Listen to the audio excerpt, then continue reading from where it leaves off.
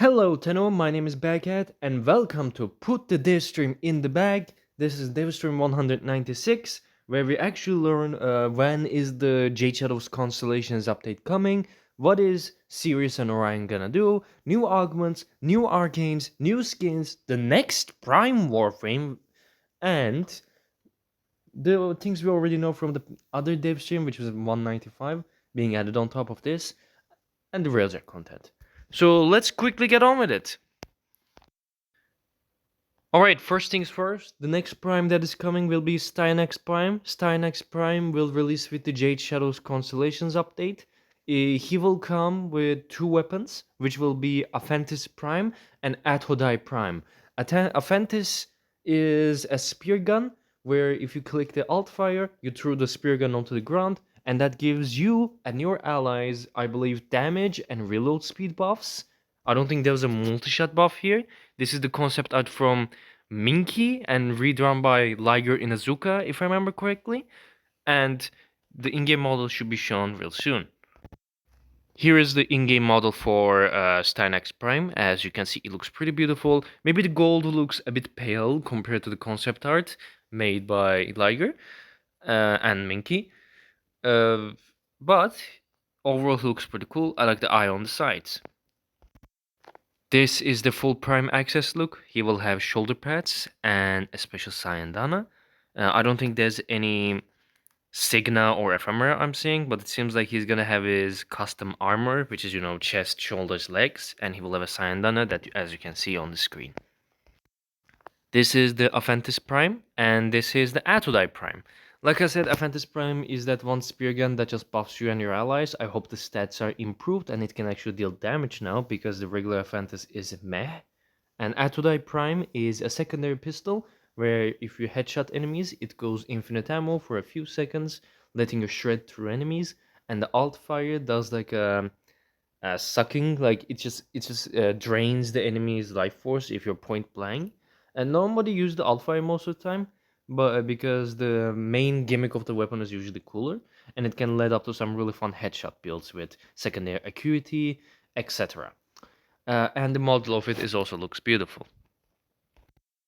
Next up, we see the Sirius and Orion showcase. Before the showcase, Jade Shadows Constellations will release in June 17th. In June 17th, we will get the quest.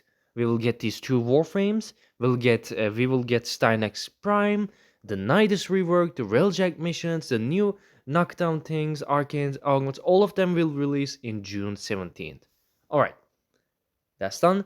Now I'm gonna talk about what Sirius and Orion does. Not in detail. I will probably make another video about it, because they are basically like Equinox but different. I don't want to say better. It's just Equinox but different and a little bit complex. So I want to make a video about them separately. So I'm just gonna try to summarize it. Based on which name you chose in the first Jade Shadows, there will be the Warframe of on top. Like if you chose Sirius, Sirius will be on top. If you chose Orion, Orion will be on top. And yes, there are two separate Warframes you can select to begin the mission with, I'm assuming, or you just have to select the top one and I'm pretty sure you select, then begin the mission with that one. But like you can swap between forms anyways. But yeah, they are separately modded. You can separately mod them, you can separately forma them. Yes, that's gonna take a lot of forma if you want to maximize them. Apparently, they will have omni polarities, or like maybe they said if you use omniforma, it goes both for the. I don't know. I might have misheard that, but I think they have an interaction with omni. They probably have an omni polarity. If you don't know what that is, omni polarity is universal polarity, which lets you put any symbol. Also, Sirius and Orion has interchangeable helmets, so you can mix and match their looks as well. Um, and helmet, I think the top one gets eaten from the helmet. I couldn't understand that part. Like it kind of gets really complicated. But let me quickly talk about their abilities. Oh yeah, by the way, both of them have a Sayandana, I believe you can get from the quest. Which is, or like you're gonna find them in the Railjack, because the Sayandana does have a blueprint. Oh, by the way, If you're wondering, Sirius and Orion has a combined blueprint. So basically, when you go to your foundry, it says Sirius and Orion chassis, Sirius and Orion blueprint. So it's not like Equinox where you have to collect like individual pieces of both forms. This time, both forms are combined into one blueprint, which is quite nice. And they seem easy to craft. I will talk about the Railjack mission. Moving on, coming on. Anyways, they have a signature site. The one of them is called Pride, the other one is called Red. They didn't explain much about these sites, but they seem pretty cool. Here are the sites. At least that's Red. I'm assuming that's Orion's, and Sirius is using the Pride mayhaps. Yep, Sirius is Pride. Okay. I'm pretty sure they showed a foundry here. Yeah, as you can see, they are combined, so you don't have to rip your hair off just to get like individual pieces. It'll be easy. So as I said before, I'm gonna make a separate video, so I'm gonna summarize the kit real quick. When you hold down the first ability of Sirius and Orion, they swap in mission. But the other sun stays near you as a Spectre, like a Wukong clone, which is pretty cool. They attack, they cast abilities. When you cast ability, they cast as well, which is pretty nice. It's like Wukong and Equinox stuff combined. Sirius's first ability, which is Sirius is the green one, Orion is the red one, remember? Sirius's first ability throws a sight, it burns enemies, and it grabs back any collectibles, which is like ammo cases and stuff. Orion's first ability throws a sight to the close range with deal slash proc. When you swap between them by holding the ability, they also cast the sight throw. The second ability for Sirius, when you damage enemies, it deals extra heat damage, Arcane Hotshot Gaming maybe. And for Orion, when you cast your second ability, you will leave as some sort of clone, like some sort of shadow that basically takes aggro off you and then gets disappear. So basically, it's like Serene's Molt with Loki's clone thing that like takes aggro off of you for a short time, which is quite neat. Oh, by the way, their passive is when you swap between brothers, it charges that thing at the bottom left, which lets you use your fourth ability. And I believe when you swap forms, you also get some ability efficiency, if I remember correctly. The third ability for Sirius, the green one, you create a dome, which of course can scale with range. That dome heals you and gives you damage reduction based on how long you stay in there, and every ally can get automatically revived in there with a 1 minute cooldown. So if you die in there, you get instantly revived, and then the 1 minute has to count down. The fourth ability is, as I said, when you collect all those things at the bottom left, if I understand it right, you go to the sky and you clash the brothers, or to be honest, the two suns from different timelines. Like the two suns from the different timelines start clashing in the sky, and whenever they weapons clash, it creates an AOE, and the final clash deals a huge chunk of AOE. I can show the animation of that, to be honest here. I for- I forgot to mention Sirius's tree. Orion's tree. Orion is the red one. Orion's tree is this. It's a black hole, and when you swap the Sirius while casting that black hole, you can pull it back to yourself. Basically, it pulls enemies into it, and then it explodes, dealing damage. So yeah, just a grouping ability. It's Event Horizon. Pretty cool. But yeah, let me show the animation on that fourth ability real quick. Alright, this is the fourth ability. Like I said, based on the bottom left things, like whoever you swap to gives you those circles. And like I said, you just clash with the other sun, and every time you clash, it deals you this AOE. And the final clash, like this final clash, deals a gigantic AOE to all the enemies, just nuking the entire room. I'm quite curious how's this gonna look in tighter maps, because in open world it might look nice, but in certain maps like I don't know Uranus, Neptune, maybe even Earth underwater cities, like this might make you stuck in stuff. I hope not, because the fourth ability looks pretty nice. I'm gonna talk in more detail about these guys in a different video, maybe if I want to, because this is basically their kit summarized. Alright, moving on to the next news. For Railjack news, we have Steel Path Railjack missions now, but this doesn't have anything to do with this event, like this new mission. I mean, probably this new mission also has a steel pad variant, but I might do the normal or steel pad based on preference. What this new mission will do, which you will unlock after the Jade Shadow Constellations quest, and this quest will be 30 to 40 minutes long. It still wants a confirmation message where you will have to type father to start the mission. Yes. Um, in this new type of mission post quest, you everyone will get a loner railjack. So basically, everyone has the same railjack. Everyone will be using the same maxed out railjack for this mission. This will change based on which side you're on, I'm assuming, because there's two versions of this mission. What you do is you do some missions, you then go to a ship, you go to an escape pod where you board another ship, and it will end up in a boss fight. And apparently, this boss fight against Ash, I'm assuming, has a special signa you can find. Okay, rewatching the clip, apparently there's bunch of secrets in this new Railjack mission, and one of them is this right here, which is an Ash themed signa. So this is going to be one of the secret things you can find. So good luck to all Tenno with that. I'm also going to try to find it because that signal looks cool, and I'm only curious what else you can find in these new missions. So that's the Railjack part. After that, they showcased the new Incarnates, Vectis Incarnon and Stug Incarnon. Vectis Incarnon charges really fast. It creates a ball of energy which can blow up to deal massive damage. That's pretty cool. Here's the gameplay show of it. It has 20 bullets. This is level 1, rank 1, so there's no upgrades included in this Incarnon yet. But this is the initial first upgrade, it just creates these balls, which just blow up. Pretty cool, right? The Stug Incarnon is also rank 1, so we only see what the initial Incarnon does. So until we get the full ranks, we cannot say how strong these are.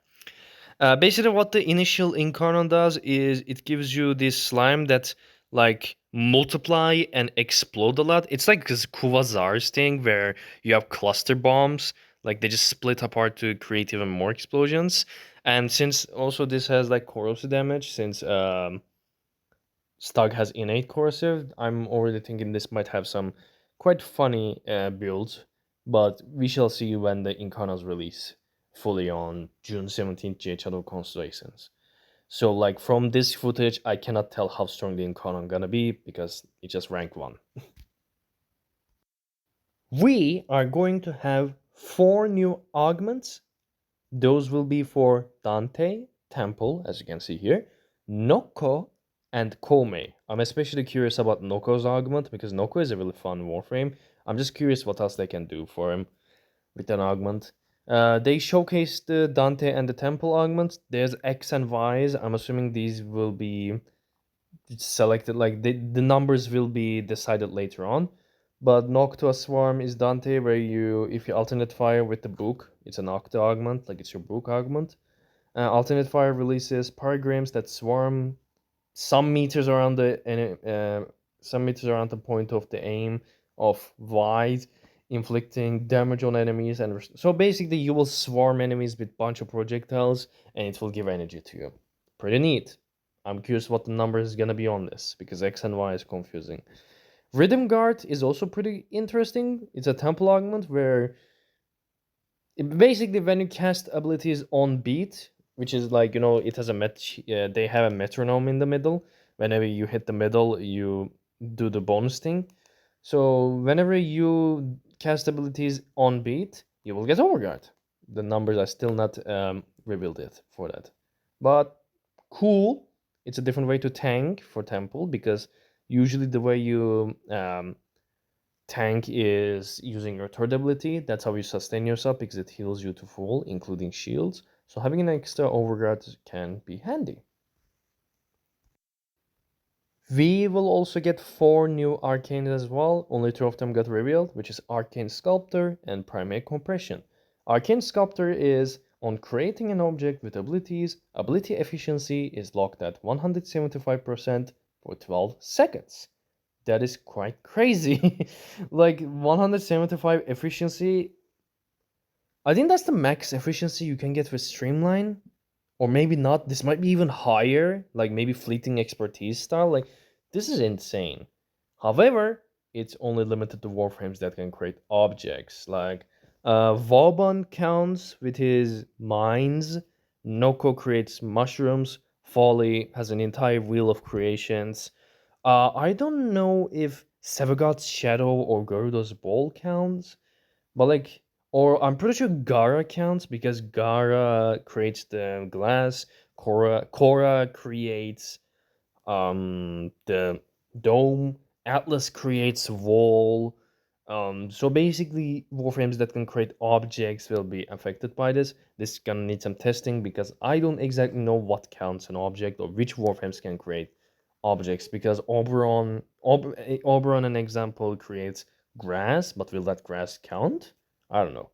The other one is also quite interesting.